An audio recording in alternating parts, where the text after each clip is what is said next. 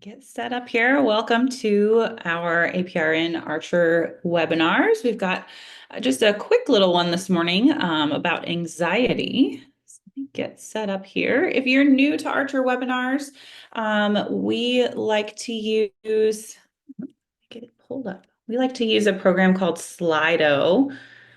I'm going to pull it up here with a link just to kind of be a little more interactive since we're all coming in from all over the place. So if you're new to Slido, you can scan this QR code or you can go to slido.com and use this hashtag for this webinar. Your responses are completely anonymous and it'll just kind of allow us to be a little more interactive since we're all coming in virtually today. So I'll let you get that pulled up if you want to participate. And we'll just start with a Slido poll while we let people get logged in here. It's right at 9. And then I'm excited to talk to you guys about anxiety today. So if you're just coming in, you can scan our QR code or go to slido.com and let me know where you're joining in from today. I am in Central Illinois. It is finally summer. We've had a really cold, rainy spring, and I am ready for nice weather, and we're finally there.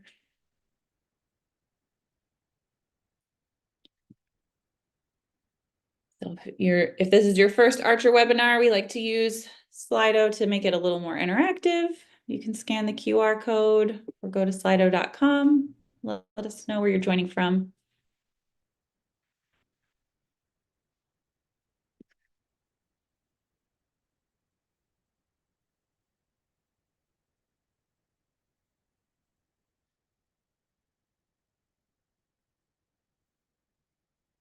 California, welcome. It's early there.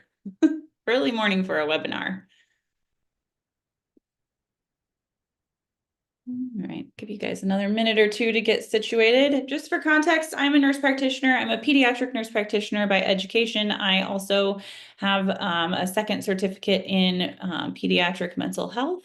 So I currently work in an adolescent mental health clinic. I manage anxiety, depression, ADHD in kids. So anxiety is my wheelhouse. I'm ready to talk about it. All right. I see we've got several people in, but if we don't want to, I don't know what people's access to Slido is like. If you want to let me know also who is here today, if you're in NP school already, if you're just thinking about it, maybe you're done with school, you're waiting to take boards, maybe you're an experienced NP, or just something different, just here to learn about anxiety today. If you're logged in and you want to let me know, you can scan the QR code and then we will get started.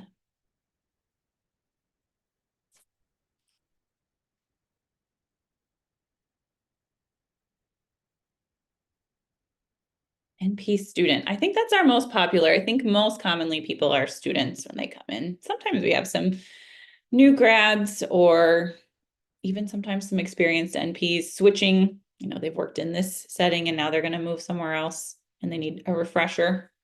All are welcome. And then let me know before we get started, what is your current comfort level with assessing, identifying, and managing anxiety? For some people, this is a scary topic.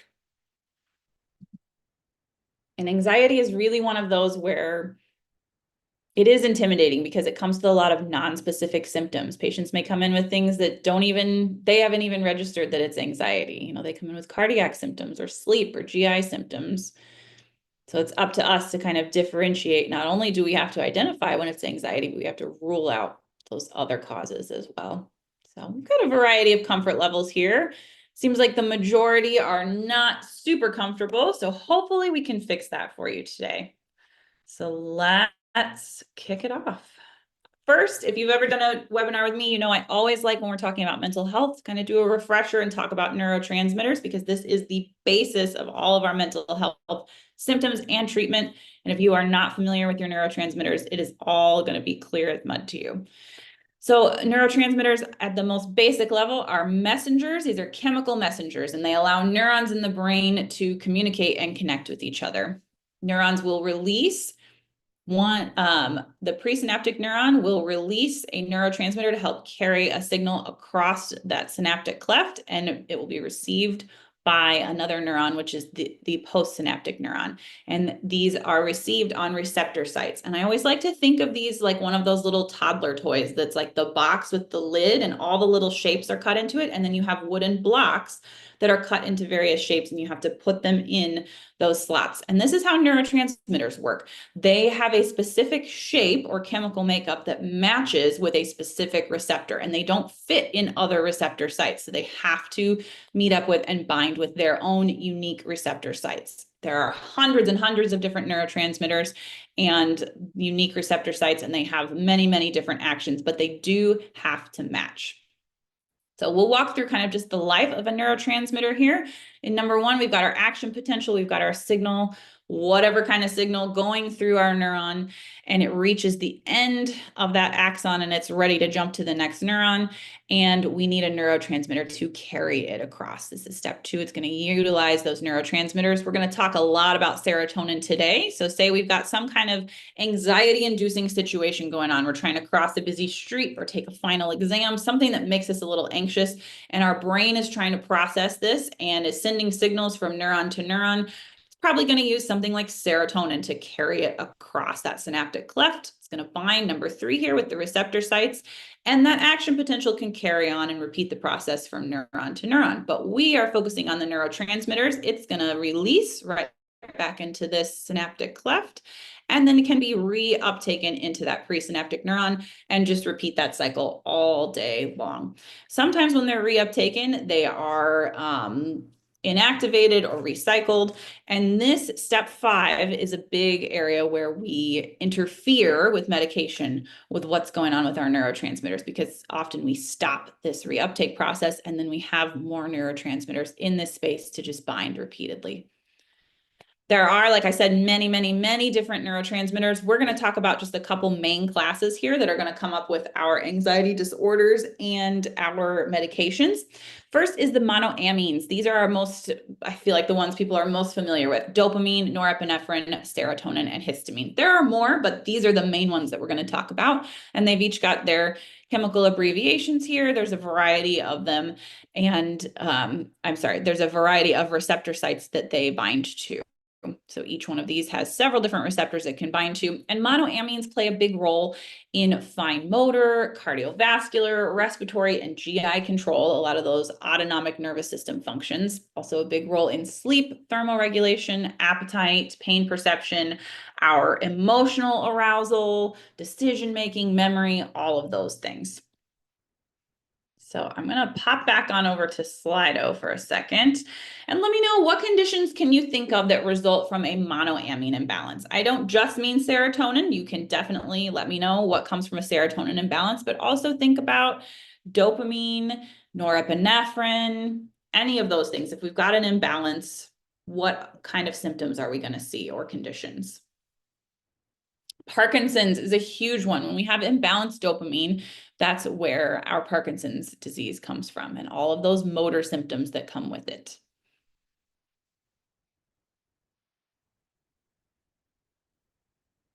If anybody else that wants to scan the QR code and give us a couple answers, I'll give you a second to do that.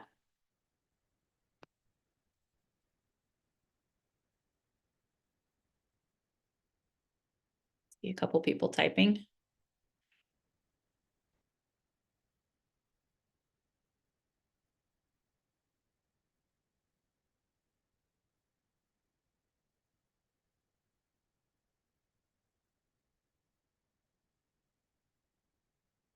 As it's typing. Some other things I can think of, are obvious ones. We're here to talk about mental health. So anxiety, depression, anxiety.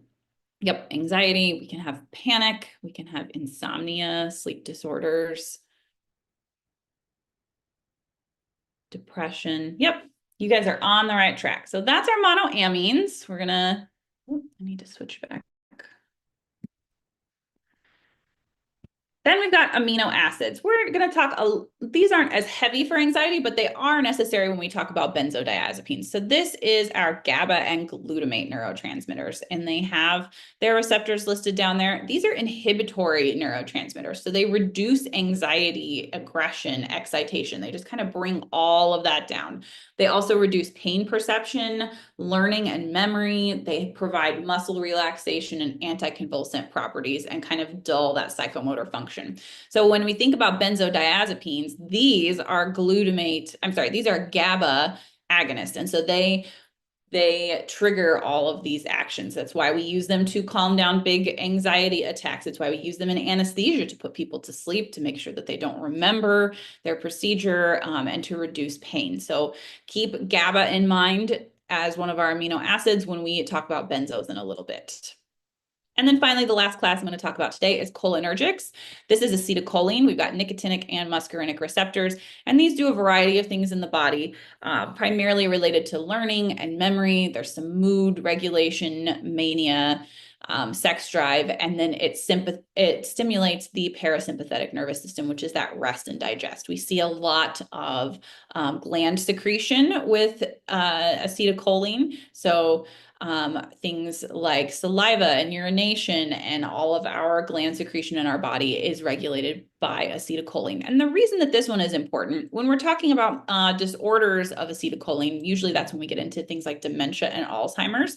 But the reason it's important to remember today is that when we make medications, they are not as exact as those neurotransmitters. When we're talking about the shape box that only the correct shape will fit in, our synthetic or man-made medications are not quite as precise as those organic neurotransmitters, and sometimes they do inadvertently attach to the wrong or the unintended receptor site. And acetylcholine receptors are often ones that get stimulated as kind of a byproduct of taking medications. And so acetylcholine comes in as a big kind of player in our side effects. Okay, last concept for neurotransmitters is agonism versus antagonism. Agonists are drugs that mimic the action of neurotransmitters. This is like your protagonist, your hero in a movie or a book. It drives the plot forward. It does what the neurotransmitter is intended to do. And then we have antagonists. If you're thinking about books and movies, this is like your bad guy, blocks the receptor sites, obstructs the neurotransmitter from doing its action. So if that little refresher on neurotransmitters feels completely like you've forgotten all of it and you need a refresher, you need more of this information, we have lots of other NP products that you can check out. We have a 1,600 plus question Q bank. We've got on-demand videos with hours of content, and we have a SurePath Pro product that combines all of those things. You can follow us on our socials or check out our different products if you want to scan that QR code. But we definitely have much, much more information about everything we've covered so far and everything we're about to cover if you're feeling like you need a more in-depth refresher. So let's dive into our anxiety. Anxiety is a normal human emotion. We all have it. It kind of has this feeling of unease, uncertainty, dread, or apprehension. But it's not all bad. Anxiety is actually a survival skill. It helps us to avoid situations that are threatening to us or to strive for performance improvement. So anxiety is what makes you, pay attention to the details on a paper that you're submitting. It's what makes you pause before you cross a busy street. On a primitive level, you can think of it as it keeps you from going into a predator's den. So some anxiety keeps us safe. It reminds us not to put ourselves into dangerous situations or to exit those situations if we are in them. It becomes a disorder when it is too intense or too frequent, where it does not match the situation, and then that interferes with daily functioning. So I like to tell patients that I think of this like a radio dial. Remember all the way back to your nursing fundamentals, Hildegard Peplau talks about the different levels of anxiety. And I compare this to volume on a radio. So you can't turn this radio off. It's always got to be on at least that minimum kind of background noise. This is mild anxiety. This is where most of us are going to operate from day to day when we have anything that may be a little bit anxiety inducing. And it keeps us attentive to our surroundings. We're able to problem solve. Might feel a little tense or on edge, but overall we're able to function. So with the radio, this is background noise. I can tune this out. I'm aware that it's there. maybe sometimes it crosses my mind, but for the most part, I'm tuning it out and it's not bothering me.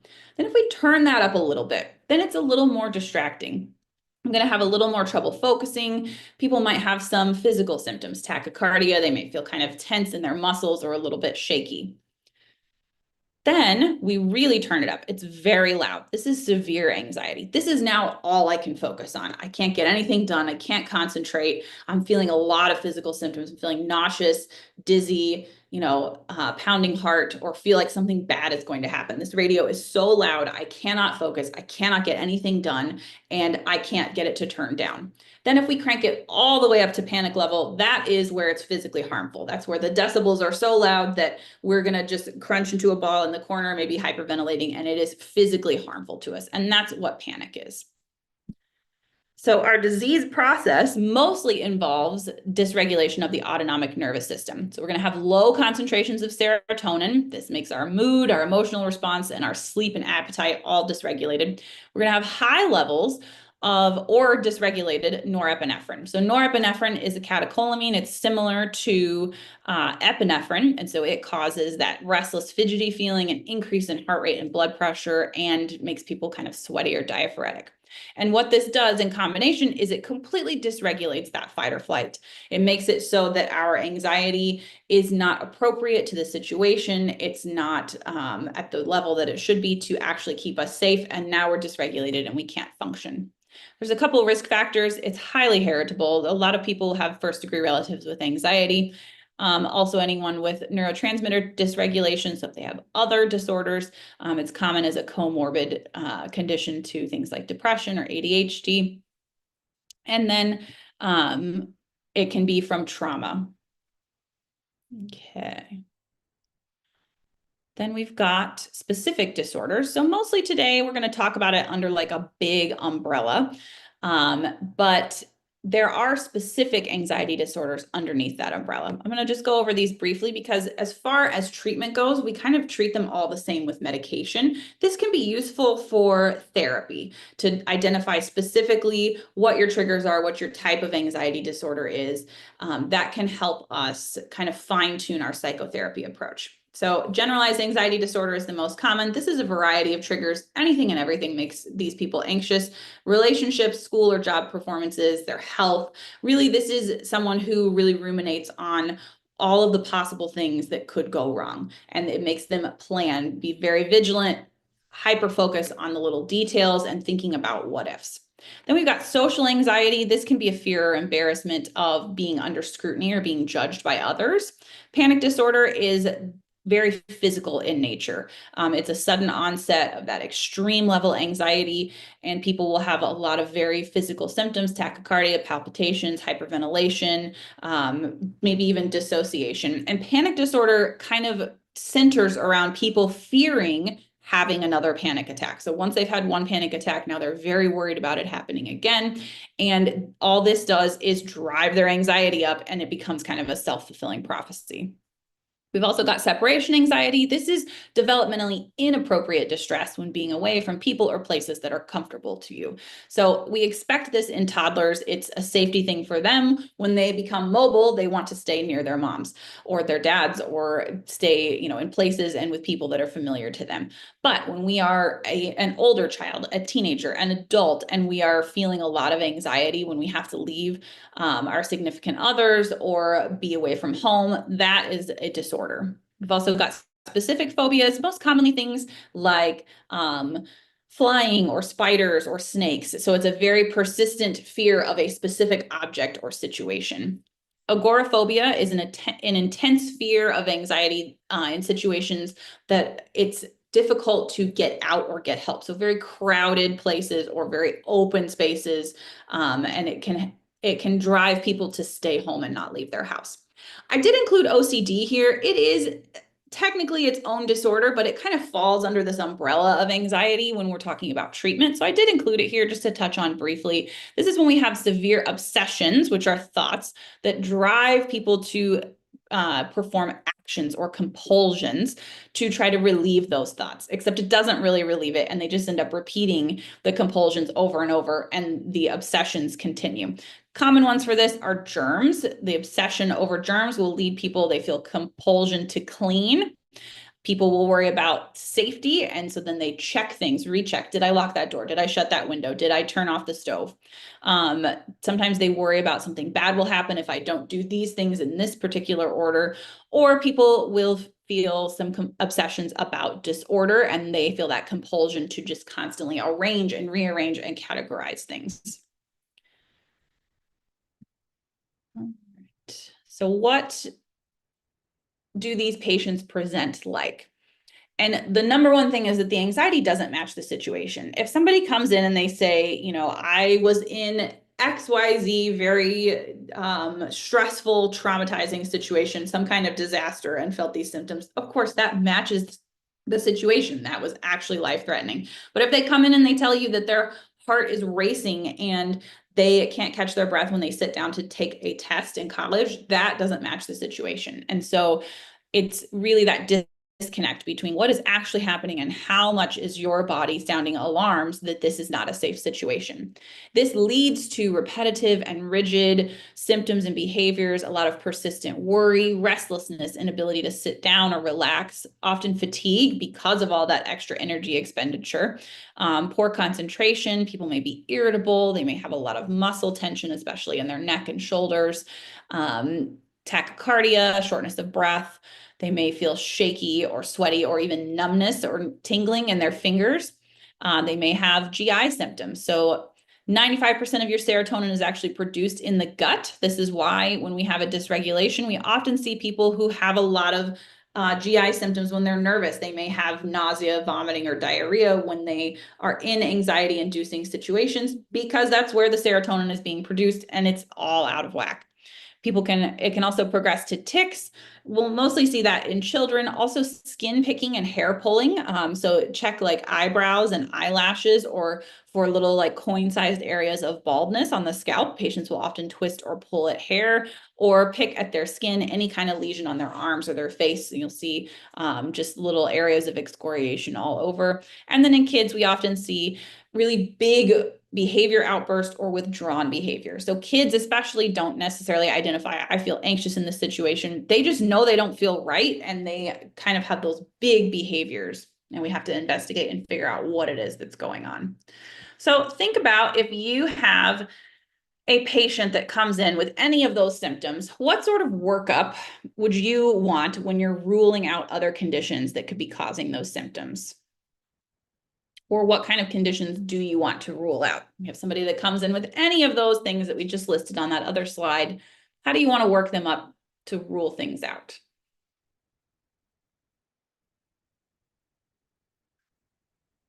Thyroid, that is a great one. Both hypo and hyperthyroidism can cause any of those symptoms that we just talked about. So that's a great one to rule out. We want to make sure we don't have any kind of metabolic disorder going on.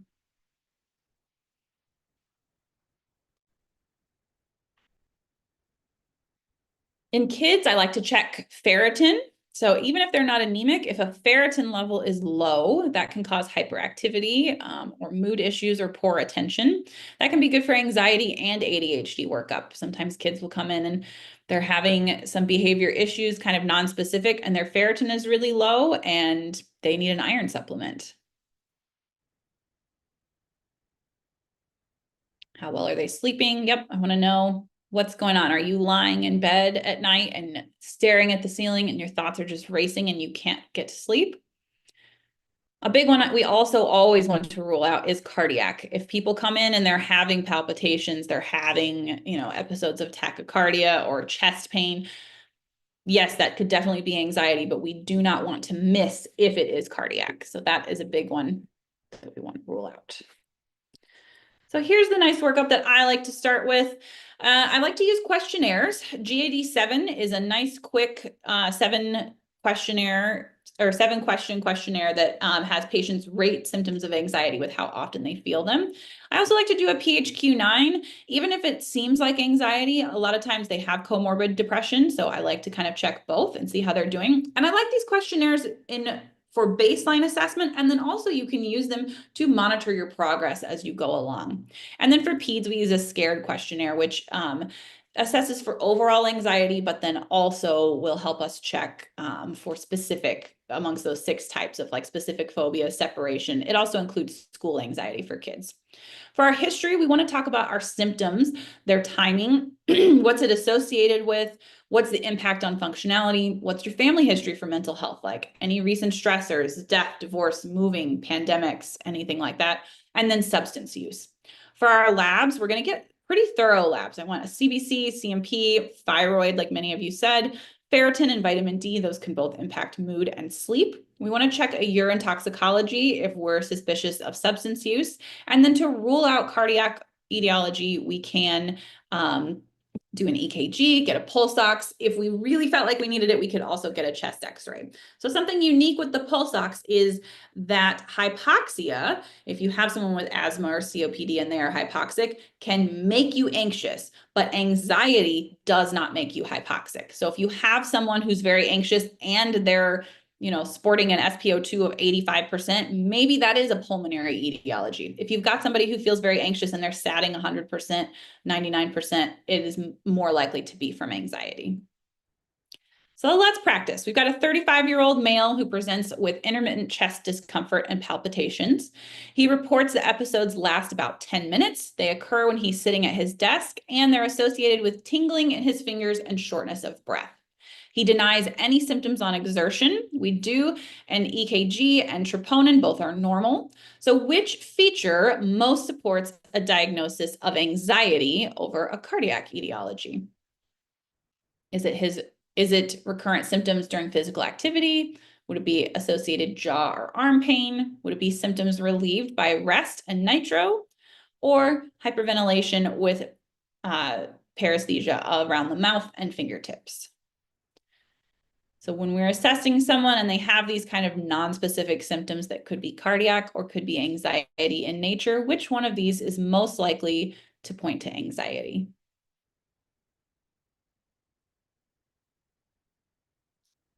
Give anybody else a chance if they want to answer really quick.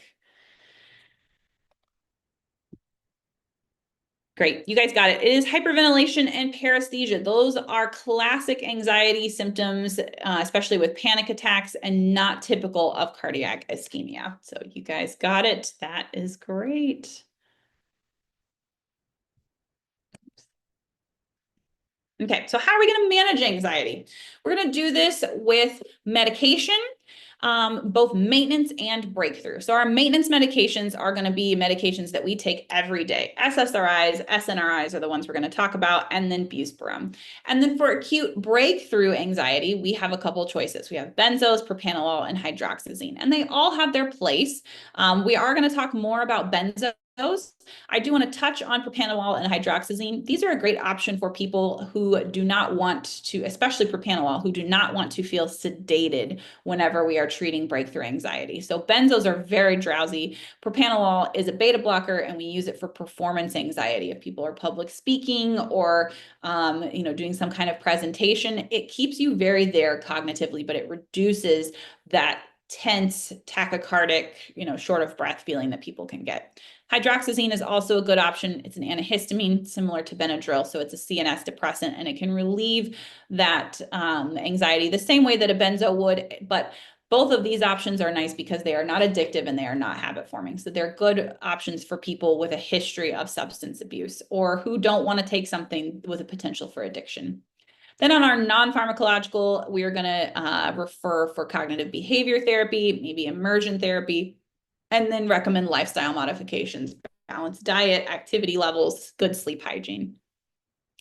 So let's talk about our SSRIs. These all block or inhibit the reuptake of serotonin, which increases the amount that's available for binding. We're going to see varied action on other receptors like cholinergic and histamine receptors.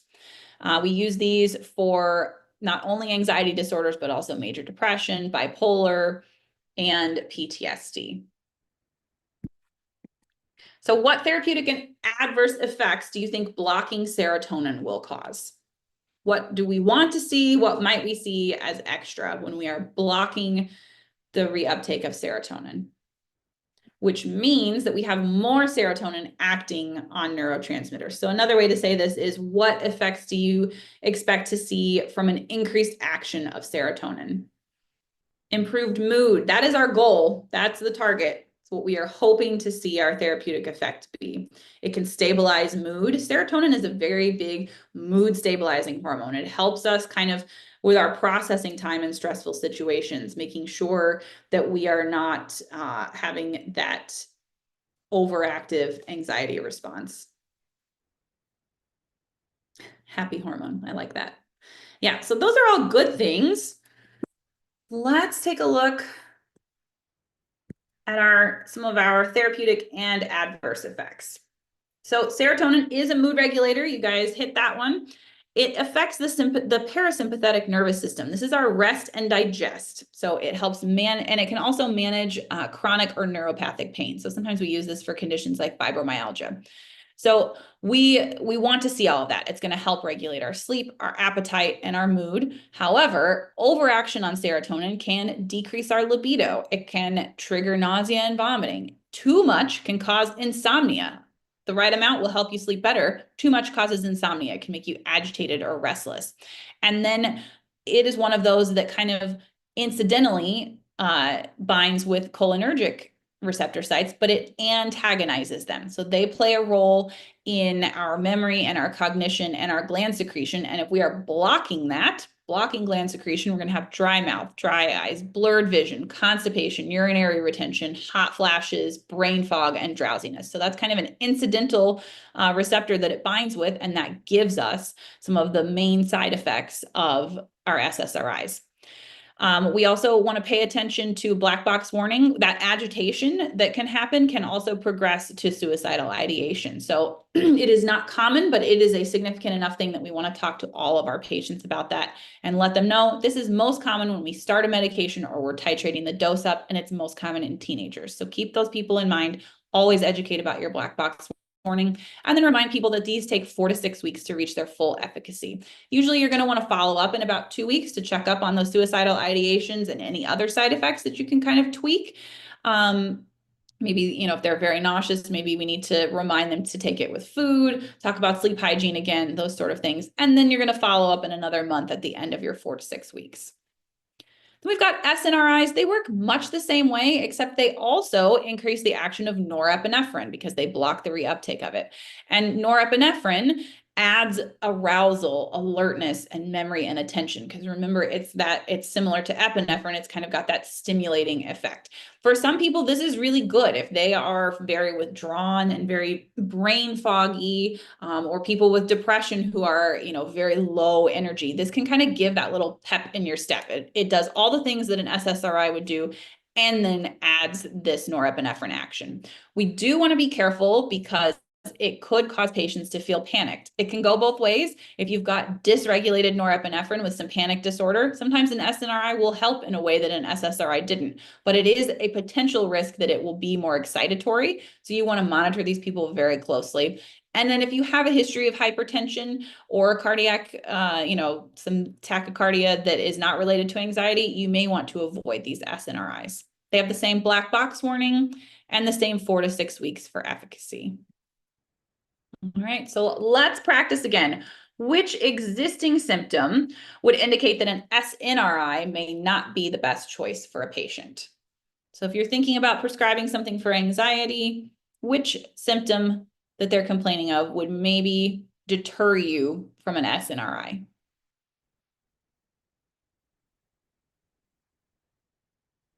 And it is tachycardia because it could increase that. It will hopefully address the fatigue, the brain fog. It could contribute to the nausea, but so can your SSRIs. And that is something that's easily managed with the timing of when people take the medication and when they eat. So that is correct.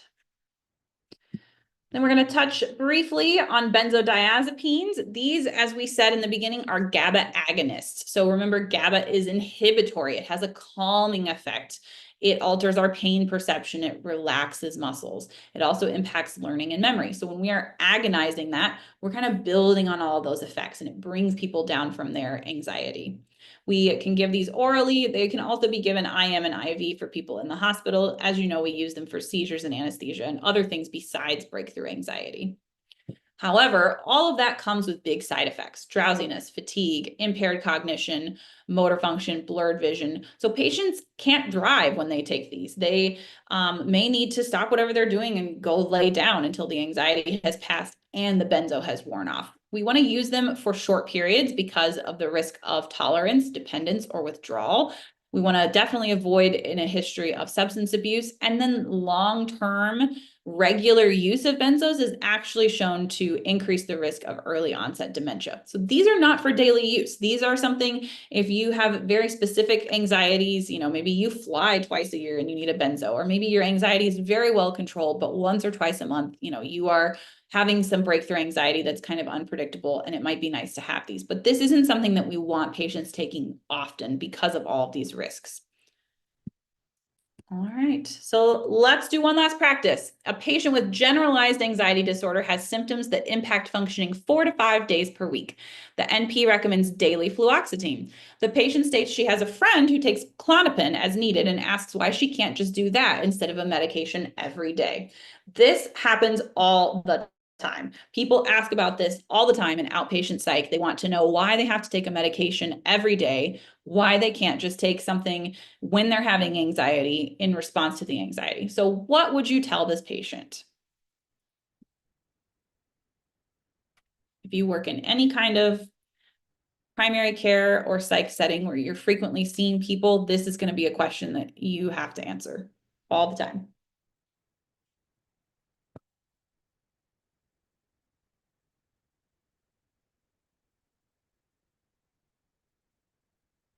Yep. Daily medications. Oh, I think I put this as the wrong one.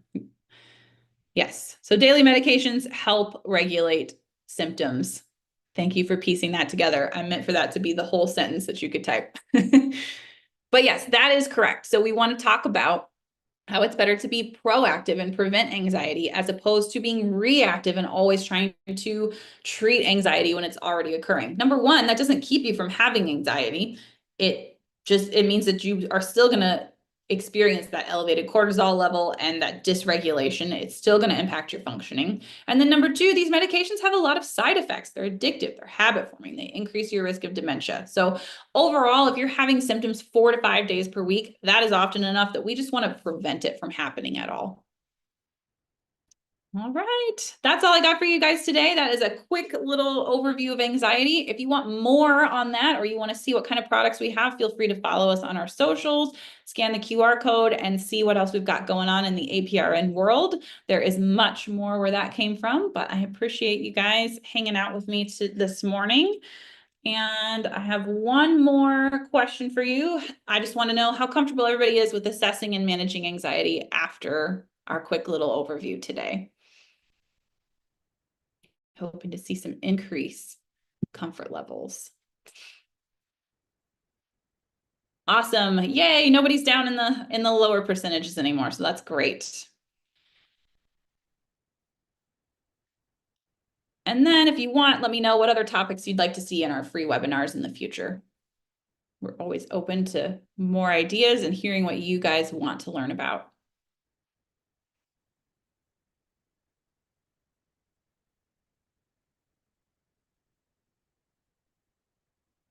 Three-day live review. Yes, we are hoping to do more of those in the future.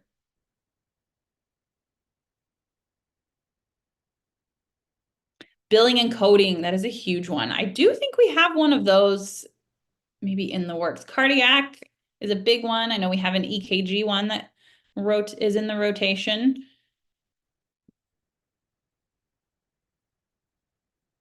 Screening guidelines, yes. These are all great topics for primary care. Looks like one more is typing. We'll wait and see what. Asthma and COPD, yes. Those are big ones too, especially in primary care and in pulmonology. So those are all great suggestions. I will pass those along and see if we can get some of those in the works. All right, that's all I got for you guys today. Thank you so much for learning with me, and we hope to see you back at some of our future webinars.